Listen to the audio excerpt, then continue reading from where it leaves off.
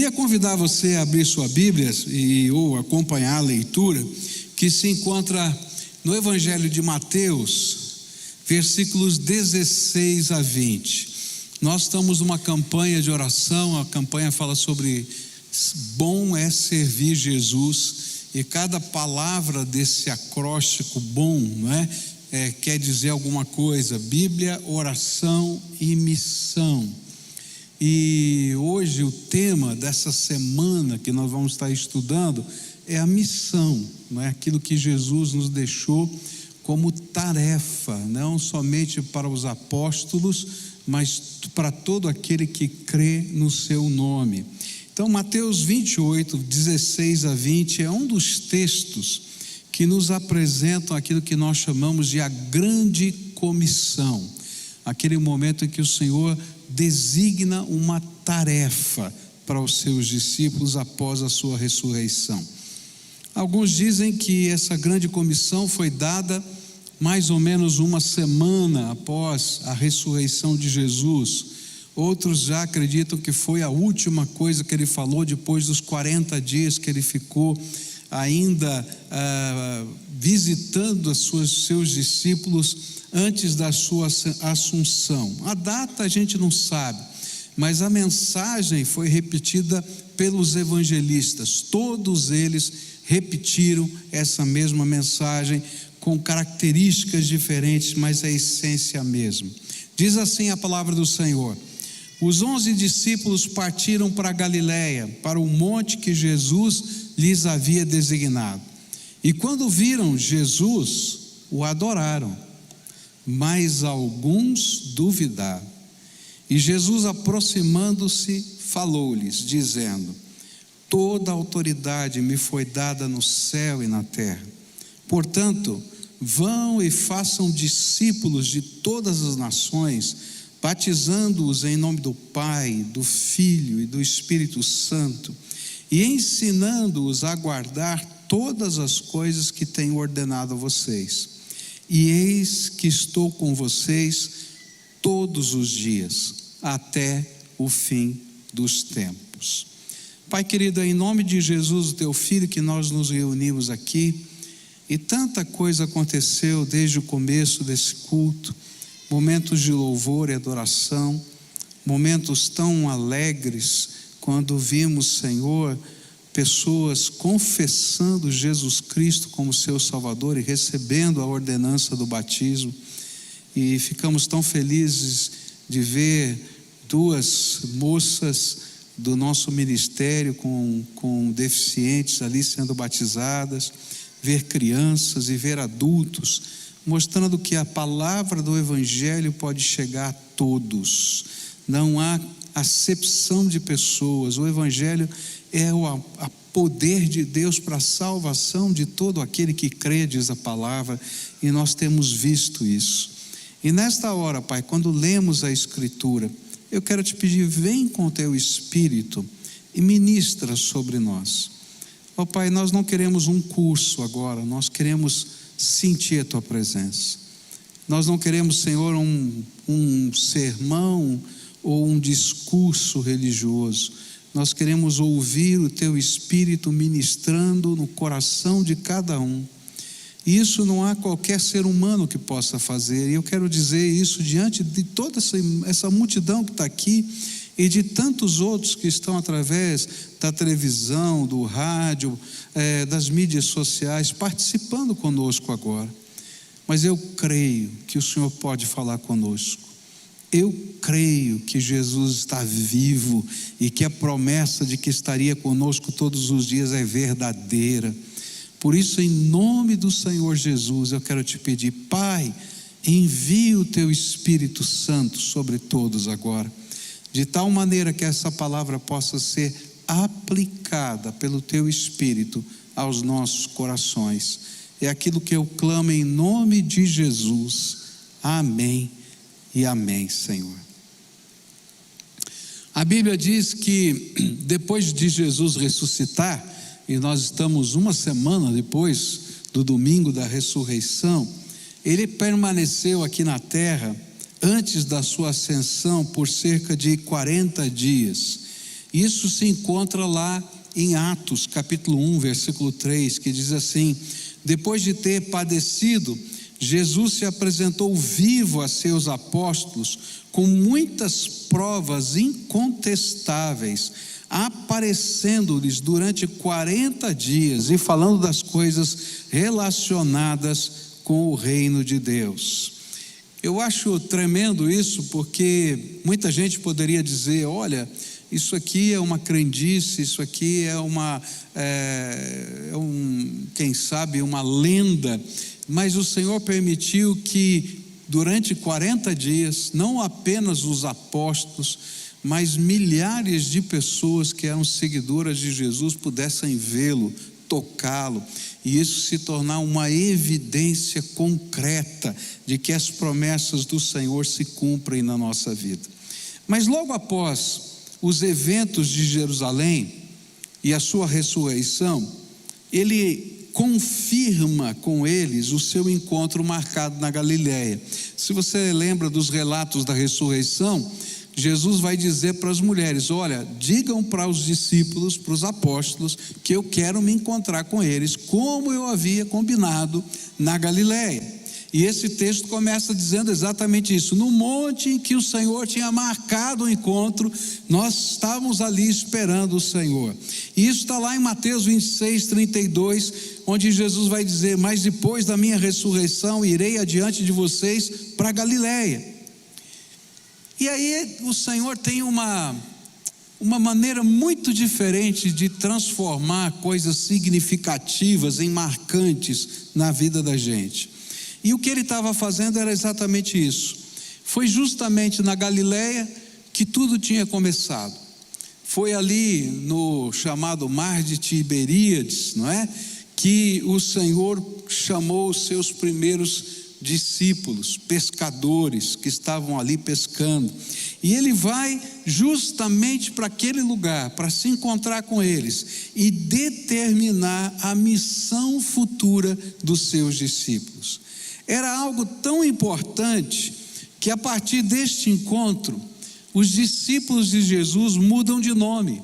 Eu não sei se você já reparou isso nas Escrituras, mas a partir desse encontro, eles deixam de ser chamados discípulos em toda a Bíblia e passam a ser chamados apóstolos.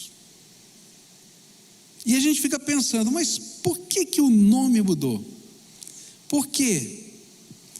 Porque nessa hora em que o Senhor está lhes dando essa comissão, essa ordem, ele estava, através da autoridade que ele tinha, dando a esses discípulos autoridade para desempenhar uma missão em nome dele. E a palavra apóstolo é uma palavra técnica, não é? Que diz que alguém recebeu atribuições de fazer algo em nome de outra pessoa. Em termos jurídicos, seria como o procurador, não é? A gente passa uma procuração para alguém e essa pessoa vai e, em nome da gente, assina no nosso nome, não é? Ele vai fazer os atos jurídicos necessários. E o Senhor vai dizer: olha, de agora em diante vocês têm uma comissão, e debaixo da minha autoridade vocês vão fazer isso. E nesse caso foi em nome de Jesus, o nosso Salvador, que esses discípulos começaram a pregar e ensinar a mensagem do Evangelho. E nesse texto tão importante para a gente entender, não é, o que significa a missão que o Senhor está dando, primeiro aos apóstolos, aqueles primeiros discípulos, e depois para todo aquele que se diz cristão nessa terra. Eu queria olhar para os ensinos de Jesus nesse pequeno parágrafo, onde ele comissiona os seus discípulos. E o primeiro ensino que a gente aprende aqui, pode discernir aqui, está logo no versículo 17, onde diz assim: e quando viram Jesus, o adoraram, mas alguns duvidaram. Você vai dizer: pastor, mas o que está de ensino aqui? E o primeiro ensino descrito tem a ver com a maneira como o grupo de discípulos se achegou àquele encontro. Alguns já estavam convictos da ressurreição. Outros não conseguiam crer nesse fato. E é interessante porque os evangelhos, de maneiras diferentes, vão mostrar para a gente isso. E lá no Evangelho de João, a gente vai encontrar a história de Tomé, que eu acho que você deve conhecer, onde ele chega atrasado naquele encontro de Jerusalém, e ele não está lá está no capítulo 20, versículos 24 e 25, e quando os discípulos dizem para ele assim: nós vimos Jesus, ele ressuscitou, ele entrou aqui, Tomé diz assim: olha, não consigo acreditar. Gozado, né? Ele tinha chegado atrasado, não conseguia acreditar, né? Às vezes a gente faz isso, né? A gente chega atrasado, perde a bênção e não consegue acreditar no que o Senhor está fazendo na nossa vida. E aí ele diz: olha, eu só vou acreditar quando eu puder colocar, apalpar Jesus, quando eu colocar a mão, o dedo onde foram colocados os cravos, onde eu puder colocar a minha mão onde a lança entrou, aí eu vou acreditar que Jesus de fato ressuscitou. E o interessante é que João vai contar essa história com mais detalhes, e quando ele aparece 7 dias depois, diante de Tomé, e por isso alguns dizem que esse encontro na Galileia deve ter acontecido 7 dias depois, a primeira coisa que faz é justamente isso: vem cá, Tomé. Como se alguém tivesse cochichado no ouvido de Jesus. Mas será que alguém precisa cochichar no ouvido de Jesus para ele saber alguma coisa? Ele sabe de todas as coisas que vão no nosso coração. E ele começa dizendo: vem aqui, Tomé, vem aqui, coloca o seu dedo nos meus cravos, onde foram passados, coloca a tua mão onde a lança entrou, pode apalpar, eu não sou um fantasma, eu não sou uma aparição, eu não sou uma visão, eu estou vivo, eu ressuscitei. E ali então aquele que não conseguia crer, pelo poder da graça de Jesus, pôde crer. Por isso o texto aqui vai dizer que alguns, quando viram o Senhor, simplesmente o adoraram, mas alguns ainda estavam duvidando. E a grande lição desse texto é que a obra de Deus, o cristianismo genuíno e verdadeiro, a missão que vamos realizar em nome de Jesus, é antes de tudo uma obra de fé. Não tem jeito da gente viver a obra de Deus na nossa vida sem fé. Se a gente não acreditar nas promessas de Jesus, se a palavra do Senhor não calar fundo no nosso coração, se nós não tivermos experiências concretas com esse Senhor ressuscitado, Jesus vai dizer para Tomé, mais ou menos assim: olha, você acreditou porque viu, mas bem-aventurados são aqueles que acreditam sem ver. Mas sabe, não significa que o fato de eu não ver Jesus ressuscitado em carne e osso, não signifique viver experiências poderosas com esse Senhor Jesus.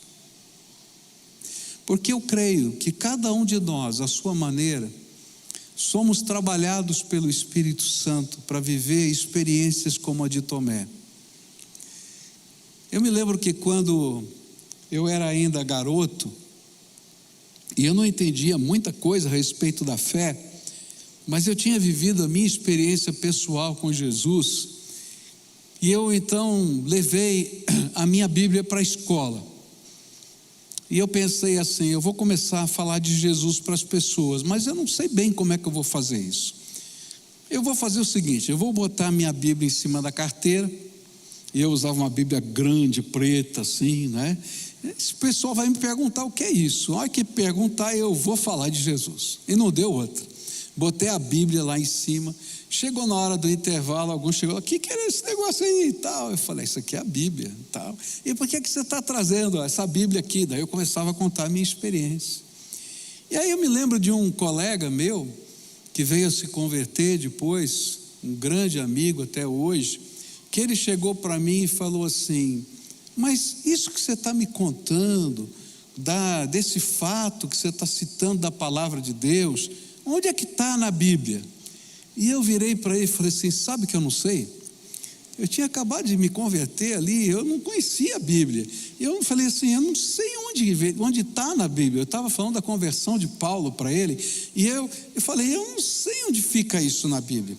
Mas olhei para ele e falei assim, não tem problema, Jesus sabe, vamos perguntar para ele.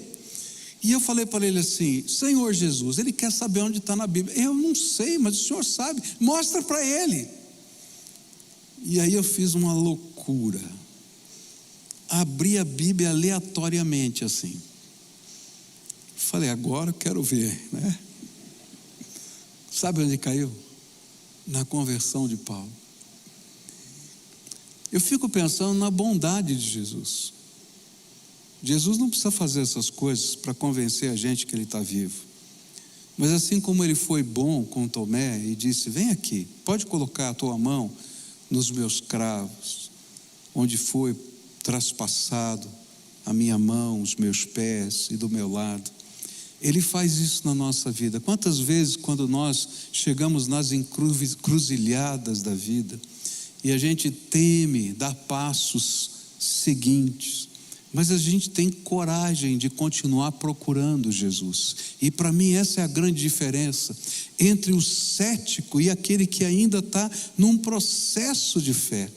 O cético, ele nem quer ir para esse encontro, porque ele não abre espaço na sua mente para qualquer possibilidade de Deus intervir na sua vida. Mas aquele que está buscando, o Senhor tem misericórdia, e Ele se revela de uma maneira graciosa.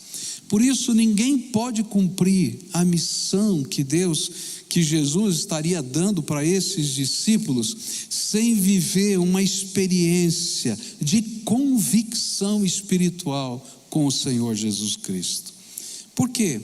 Porque quando nós nos tornamos testemunhas, mensageiros dessa missão, dessa obra, nós não estamos ali para revelar ou para ensinar uma doutrina. A gente está ali para manifestar a possibilidade de um encontro. Nós estamos ali para dizer que Jesus pode entrar dentro do nosso coração e fazer diferença na nossa vida. Que a promessa dele de que estaria conosco todos os dias até a consumação dos séculos não é uma promessa religiosa, é a promessa de um parceiro que veio para buscar a nossa vida e para conduzir-nos na vontade de Deus. E às vezes a gente não consegue tocá-lo com as mãos, mas nós podemos ter os nossos olhos abertos para uma nova realidade, a possibilidade desse relacionamento vivo, pessoal, transformador e poderoso com o Cristo que ressuscitou. Por isso, sem fé, a missão se torna um serviço enfadonho. Talvez haja pessoas piedosas, religiosas, e que de repente estejam buscando fazer alguma coisa para Deus até. Mas se a gente não está nessa dimensão desse encontro, dessa realidade, esse serviço nos esgota, nos consome. Sabe por quê? Porque o serviço de Deus não é algo que eu tenha que fazer em alguma instituição ou alguma organização. É um serviço que eu tenho que realizar a favor de pessoas. E vou falar baixinho, viu? As pessoas são difíceis. Pode olhar para quem está perto de você e dizer assim, você é difícil. Agora escuta também, porque você também é. Não é verdade? Todos nós somos. E se a gente não tiver a graça de Deus, o poder do Senhor, para poder superar essas dificuldades que às vezes são relacionais, às vezes Deus nos dá uma missão para realizar, e ela é pesada, meus irmãos. E se não tiver esse reencher, recarregar das baterias da graça na nossa vida, a gente não consegue. É por isso que o Senhor, antes de dar qualquer ordem, Ele vai dizer: olha, tinha alguns que criam, que adoravam, e alguns que duvidavam, e Ele tinha que resolver essa questão, porque só através da fé nós nos tornamos testemunhas do Cristo ressuscitado. E aí Atos 1:8, a segunda parte, vai dizer assim: e serão minhas testemunhas, tanto em Jerusalém, como em Judeia, Samaria, até os confins da terra. A missão que Jesus nos deu é uma missão maravilhosa, porque o que Ele está pedindo para a gente é que a gente possa testemunhar de algo que Jesus está fazendo na nossa vida. Se Jesus não estiver fazendo nada na sua vida, você não vai conseguir cumprir a missão de Deus para você. Mas se Ele estiver visitando você, falando com você, enchendo a sua vida com o Espírito Santo, você não vai conseguir se segurar. Sabe por quê? Porque a Bíblia diz que a boca fala do que o coração está cheio.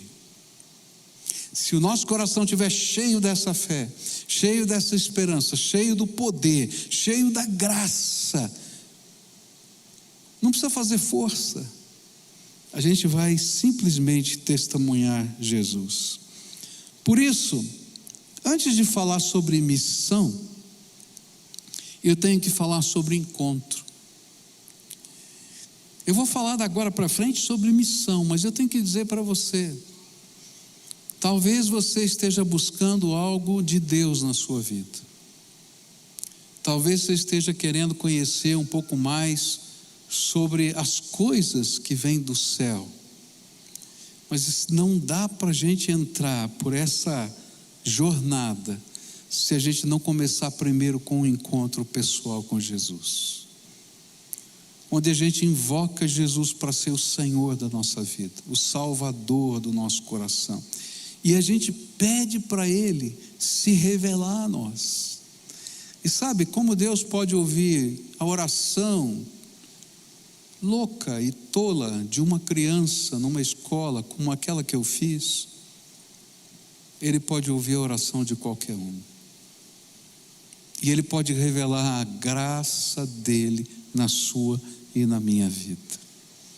A segunda coisa que eu vou aprender aqui nessa grande comissão é que essa missão que Jesus vai dar para os seus discípulos é baseada no poder dele. Olha só o que está aqui em Mateus 28:18. Jesus, aproximando-se, falou-lhes dizendo: toda autoridade me foi dada no céu e na terra. É interessante porque ele começa essa ordem a partir da autoridade que ele tem.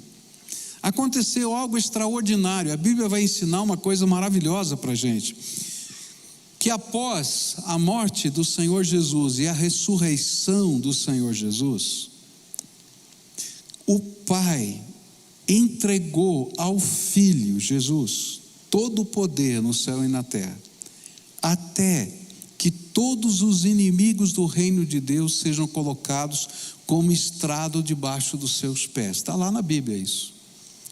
E enquanto esse tempo está acontecendo, antes da volta de Jesus, toda a autoridade do reino está nas mãos de Jesus, delegada pelo Pai.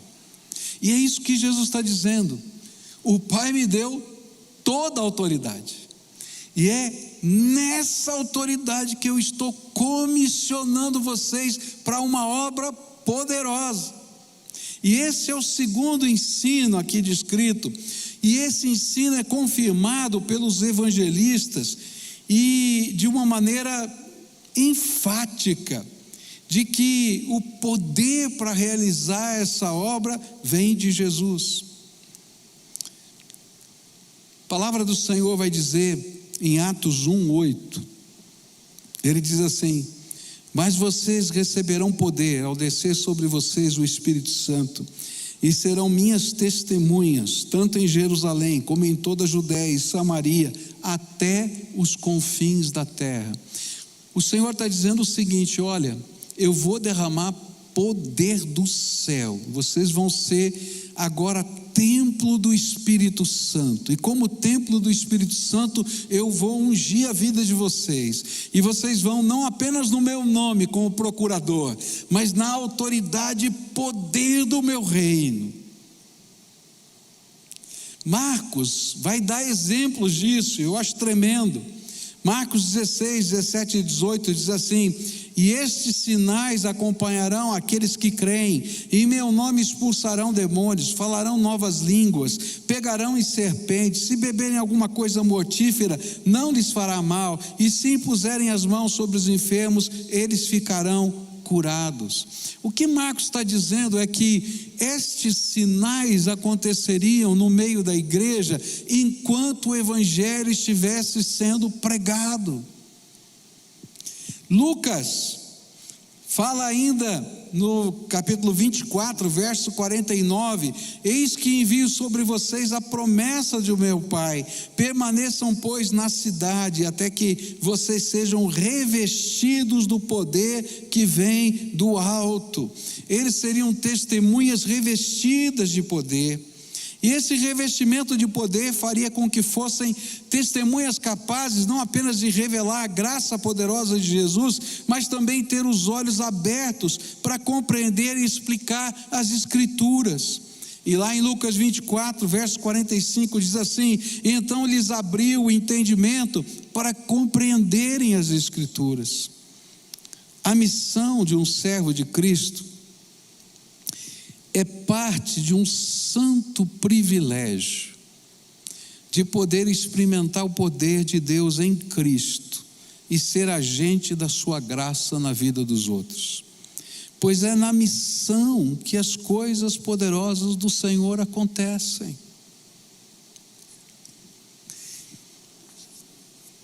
Eu sei que para alguns aqui vai parecer uma loucura o que eu vou falar,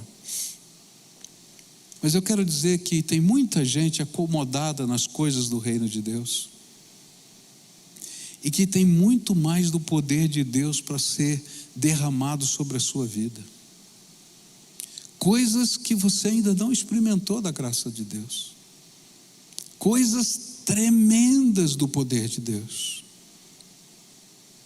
sinais de Deus que vão estar sobre você.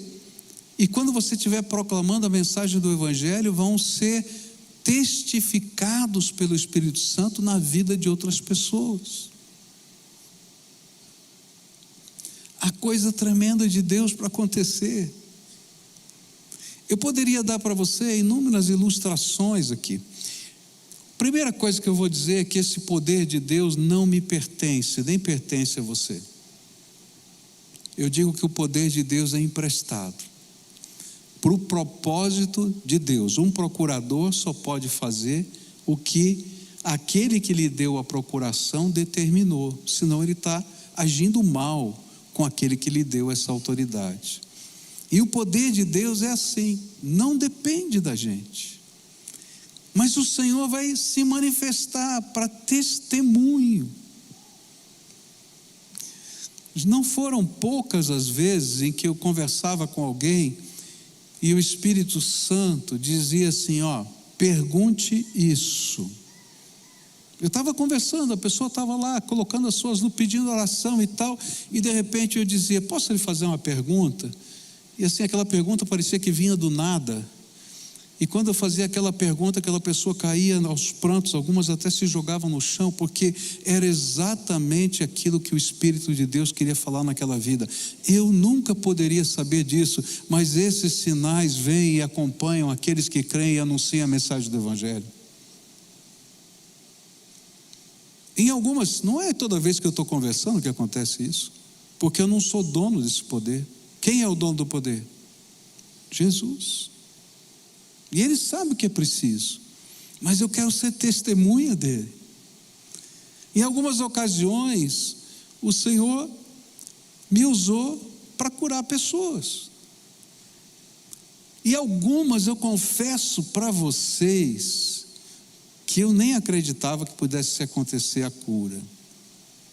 Eu me lembro de uma mãe que veio me procurar num culto e disse: você precisa orar pela minha filha. E eu pensei: por que eu? Tem tanta gente para orar aqui. Não, a minha filha vai ficar curada hoje. Eu falei: meu Deus, essa mulher está indo longe demais. Mas a mulher foi tão insistente, mas tão insistente, que eu fui. Para minha vergonha, aquela mulher foi curada naquele dia. E não foi por minha causa, foi por causa da fé daquela mãe. Mas Jesus estava ali manifestando o seu poder, a sua autoridade. Ele podia ter feito de outra maneira, ele pode fazer do jeito que ele quiser, mas eu acho que quem precisava aprender naquela noite era eu. Para largar a mão de ser incrédulo das coisas de Deus. Porque às vezes a gente é incrédulo das coisas de Deus. Mas a obra de Deus só pode ser feita no poder do Espírito Santo. E eu vou dizer mais: se você quer experimentar uma vida poderosa, não pare só no encontro com Jesus, por favor. O encontro com Jesus é abrir a porta para dizer para você que o Senhor abriu as janelas dos céus e que você pode experimentar coisas extraordinárias da graça. Mas se torne uma testemunha de Jesus. E quando você começa a ser testemunha, e o legal, porque para ser testemunha você não tem que fazer curso nenhum. Porque o que a testemunha faz? Ela fala daquilo que ela viu e ouviu. Você vai compartilhar o que Jesus está fazendo na sua vida. E quando a gente começa a fazer isso, os sinais da graça de Deus começam a acontecer, porque são eles que testificam no coração dos outros a mensagem. A obra da evangelização, a missão que Deus nos deu, não é uma obra de convencimento. Eu não estou aqui para convencer ninguém, mas a Bíblia diz que é o Espírito Santo que convence as pessoas do pecado, da justiça e do juízo. Então qual é o meu papel? É ser testemunha e agente da graça. E às vezes o meu testemunho é sem palavras. A Bíblia vai dizer que a mulher ganha o seu marido sem falar de Jesus, mas com a maneira santa de viver, com as suas orações. E de repente começa a olhar e dizer: o que está acontecendo com essa mulher? Aí quando ele perguntar, você pode falar. Sabe, é graça de Deus. Vai chegar um momento que seus filhos vão dizer assim: mamãe, papai, orem por nós. Eles não acreditam ainda, mas eles estão pedindo oração. Sabe por quê? Porque eles sabem que quando vocês oram, coisas tremendas de Deus acontecem, porque os sinais seguem aqueles que creem no nome do Senhor. Por isso, ninguém faz a obra sem poder da graça de Deus. E Jesus mesmo prometeu que essa missão Ele estaria conosco todos os dias. E eis que estou com vocês todos os dias até o fim dos tempos. Hoje o Senhor Jesus está nos convidando a experimentar o poder da graça e assumir o seu papel como testemunha de Jesus e agente da sua missão no poder do Espírito Santo. E aí a gente vai servir sem pesos na alma. A última coisa que eu queria deixar com vocês, para não me alongar demais aqui, é que essa missão sempre será maior do que você pode realizar. Uma das grandes dificuldades no coração da gente, quando o Senhor está trabalhando as coisas do Espírito na nossa vida, é que Ele começa a revelar coisas que são grandes demais. Ele coloca desafios que a gente diz: olha, isso aí dá para fulano de tal, dá para Beltrano. Eu sou tão pequenininho, eu não dou conta desse negócio não.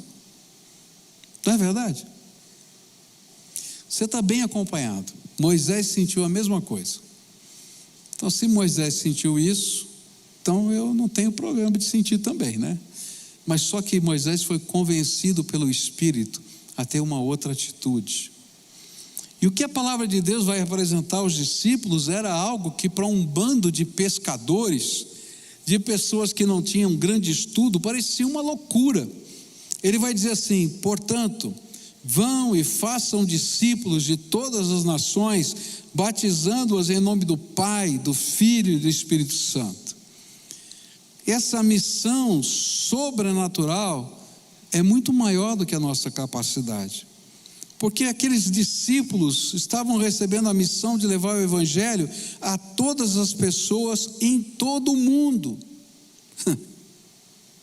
E esse texto fica mais forte ainda nos outros evangelhos, ou através de outros evangelistas, e diz assim Marcos: e disse-lhes: vão por todo o mundo e preguem o Evangelho a toda criatura. Atos 1:8: mas vocês receberão poder ao descer sobre vocês o Espírito Santo, e serão minhas testemunhas, tanto em Jerusalém como em toda a Judéia, Samaria, até os confins da terra. E o pior é que pregar esse Evangelho em todo o mundo tem que ser feito tudo ao mesmo tempo, e para a cabeça da gente é uma loucura. Eu me lembro que quando cheguei aqui nessa igreja, 33 anos atrás, tínhamos líderes da igreja que diziam assim: pastor, nós trabalhamos por missão. Eu disse: como é que funciona? Ele diz assim: nós primeiro temos que ganhar Curitiba para Jesus, depois a gente vai para os outros lugares. E eu pensava comigo: eles não leem a Bíblia, porque a Bíblia está dizendo que tem que fazer tudo ao mesmo tempo. Aí a gente encontrava alguns outros líderes e dizia assim: não, nós fazemos missões, nossa mente está um pouco maior, pastor. O que é? Olha, nós temos que ganhar Curitiba para Jesus e o Paraná para Cristo.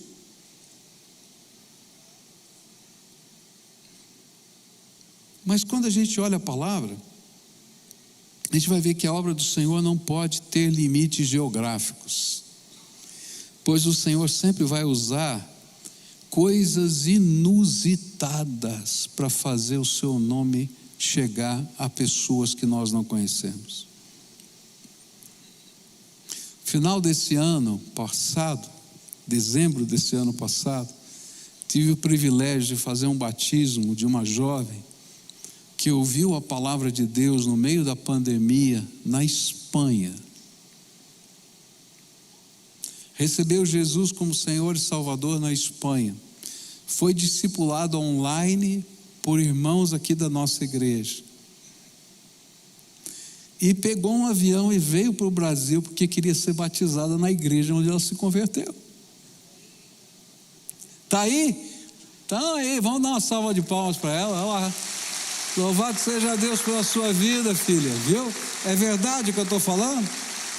Aí, que bênção, coisas de Deus. Dá para explicar?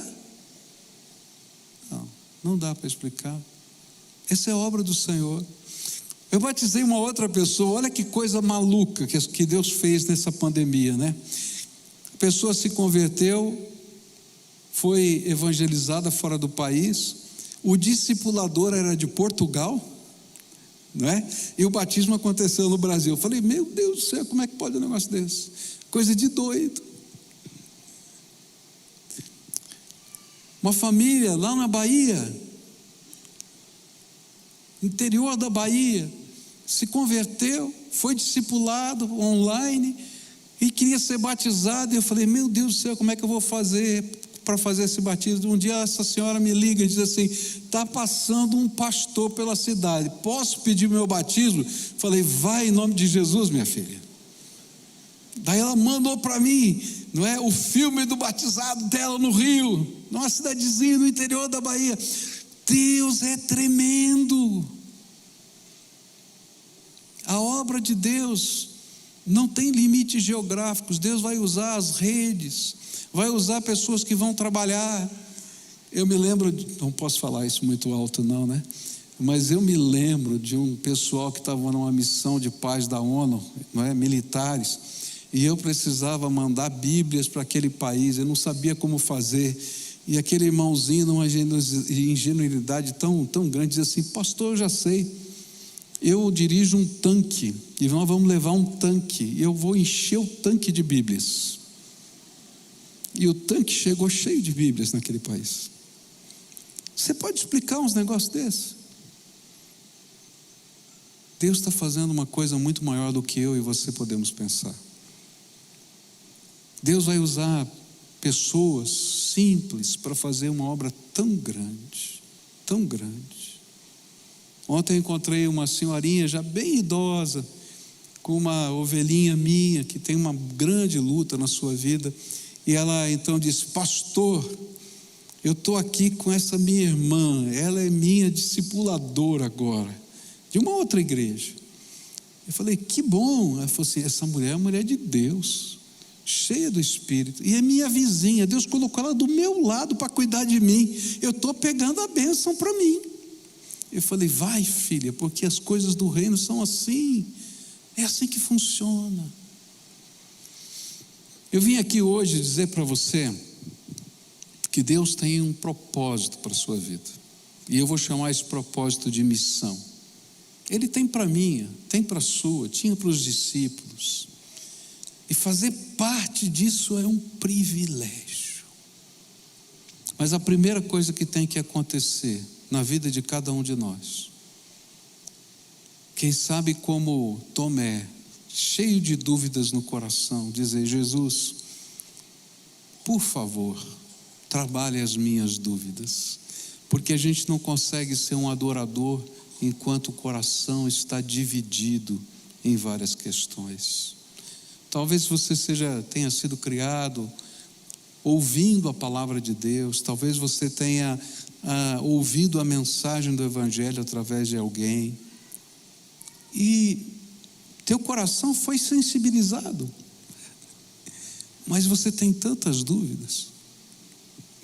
Olha, você está bem acompanhado, até os discípulos de Jesus eram assim. Mas há uma bênção que eu queria repartir. Enquanto a gente está buscando, e a gente não assume o papel de cético, que abandona tudo e todos, Jesus se encontra conosco e se revela poderosamente. E hoje eu vou te desafiar a ter um encontro com Jesus, e algo tremendo de Deus vai acontecer na sua vida. Não porque eu tenha poder, já falei para você que todo poder é emprestado, vem do autor e consumador da nossa fé, que é Jesus Cristo, Senhor. Mas se você é essa pessoa, na autoridade que Jesus nos dá para proclamar a mensagem, eu posso dizer para você: hoje Ele vai fazer algo novo na tua vida. Mas tem que ter coragem de subir a montanha, como Tomé fez, quem sabe discutindo com os outros, para ser o primeiro a ser chamado. Vem aqui, vem aqui, pode pôr a mão, pode colocar os dedos, pode experimentar da minha graça. Jesus está vivo e quer visitar você. Essa é a primeira palavra. A segunda palavra é: se você já teve esse encontro, não para aí, por favor, não para. Tem muito mais, tem muito mais. O Senhor abriu as janelas dos céus para a gente experimentar a graça dele poderosa. Você não é o manipulador da graça, você não é o dono da graça, não é você que decide quando, de que jeito, de que maneira, porque você é só servo. Mas você vai ser agente dessa graça, e você vai se surpreender, porque Ele vai ampliar a tua visão à medida em que as coisas forem acontecendo. E eu fico pensando no que as Escrituras dizem, quando Pedro estava lá em Jope para fazer missões. A mente dele era tão pequenininha para entender que Jesus podia salvar os gentios, aqueles que não eram judeus. E o Senhor deu a ele uma visão de um lençol que descia do céu, lembra disso? E disse: pode comer o que está aí. E eram animais imundos, e naquele tempo os gentios eram chamados pelos judeus de imundos. E o Senhor dizia para ele: o que Deus santificou, não chame de imundo. 3 vezes. E 3 vezes na cultura hebraica, judaica, significa o superlativo, o inquestionável. Pedro teve que ter sua mente aberta. E quando ele chegou lá, começou a anunciar o evangelho, para que não houvesse dúvida nenhuma. Enquanto ele estava pregando, os mesmos sinais que aconteceram no dia de Pentecostes em Jerusalém, com os discípulos do Senhor Jesus lá, aconteceram com aqueles gentios naquela casa. Que Deus tremendo! Nós não somos o dono da missão, nem o dono do poder, nem o dono da autoridade. Nós somos apenas servos do Deus que tem uma visão muito mais ampla. E Paulo, eu gosto de Paulo porque eu acho que ele é parecido assim, eu tenho algumas coisas parecidas com Paulo. Paulo tinha o plano A, plano B, plano C, ele tinha tudo isso organizadinho na cabeça dele. Eu não sei como você é, mas eu gosto de ter o plano A, B, C, D. E aí a gente vai lendo a palavra de Deus, que ele estava tentando ir para um lugar, e o Senhor o impediu de ir para aquele lugar. Ele tentou ir para outro lugar, e o Espírito de Deus o impediu de ir para aquele lugar. E ele não estava entendendo nada, já foi o plano A e o plano B, só tinha o C agora. E aí no meio da madrugada ele tem uma visão, e naquela visão o Senhor diz para ele: passa Macedônia, ajuda-nos. Era um homem macedônio dizendo, e ele disse: Senhor, eu entendi, o Senhor fechou aquela porta, porque não é nada do que planejei, é do teu jeito. E sabe, queridos, é assim a obra de Deus, não é nada do que a gente planejou, é do jeito dele. Mas não pode ficar parado, tem que dar passos de fé. E o segundo desafio que eu vou fazer hoje é: não se acomode com aquilo que Jesus já lhe deu. Tem mais. E sabe, esse mais vai acontecer enquanto você estiver envolvido na obra, na missão, cuidando de gente, e os sinais de Deus vão acontecer. Eu queria orar com algumas pessoas. Há pessoas aqui a quem o Espírito Santo hoje está falando e que precisam ter um encontro pessoal com Jesus. Você chegou com um monte de dúvidas, seu coração estava dividido, mas hoje o Espírito Santo de Deus está dizendo: eu quero visitar você, eu quero ir com você para a sua casa, eu quero fazer algo novo na tua vida. Você está ouvindo a voz do Espírito aí no seu coração? Vai saindo do seu lugar, vem para cá, que eu quero orar por você, quero orar pela sua família, eu quero buscar essa graça de Deus com você. Pode sair, vem para cá, isso. A quem Jesus está falando aqui? Pode vir, em nome de Jesus, para esse encontro. Pode vir, em nome de Jesus. Esse santo encontro, pode vir.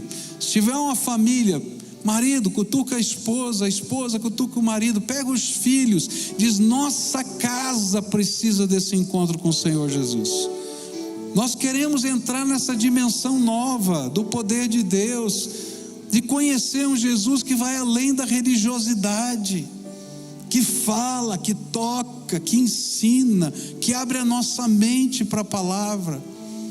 Então vem, em nome de Jesus, em nome de Jesus. Se o Espírito de Deus está falando com você, pode vir, querido, venha. Hoje vai ser um dia diferente, eu tenho certeza disso. Vai ser um dia cheio da graça de Deus, cheio do poder do Espírito. Algo novo vai acontecer aqui. Eu posso garantir, porque Jesus está aqui entre nós, Ele vai fazer algo novo aqui entre nós. Então, se o Espírito de Deus está falando, vem para cá, pode vir, em nome de Jesus, pode vir. E a gente vai buscar a face do Senhor aqui hoje, tá bom? Olha, faz tempo que eu não faço isso, mas hoje eu estou sentindo no meu coração o desejo ardente de fazer isso. Eu queria pedir que pessoas que o Espírito de Deus estão tocando a alma agora, viessem orar por essas pessoas que estão aqui, que cada um tivesse um companheiro de oração, e a gente vai pedir que o Senhor visite essas vidas poderosamente. Você pode me ajudar orando por essas pessoas? Então escolhe aí uma família, né? Escolhe ali um casal, escolhe ali pessoas, né? E eu queria que cada um pudesse receber essa oração que vai ser feita aqui. Eu vou orar aqui por todos, mas eu acho que é tão gostoso quando a gente sabe que tem alguém orando só pela gente. Não é verdade isso? Não é? Deus sabe o que está aqui, né? E Ele vai colocar alguém aí do seu lado, tá? Para orar, tá? Quem ainda não recebeu ninguém, tem um casal aqui, bem aqui no meio. Pode vir alguém aqui orar por eles, aqui, esse casal que está bem aqui, ó, bem no meio aqui, bem aqui, tá? Lá no fundo, um casal, isso. Tem aqui uma jovem aqui com uma criança, se alguém puder, já está orando pela criança aqui, tá? Isso, tem alguém. Tem essa senhora que foi a primeira que veio aqui na frente, ninguém veio orar por ela ainda, vem aqui orar por ela. Tem um senhor que está aqui do meu lado sozinho, tá? Isso.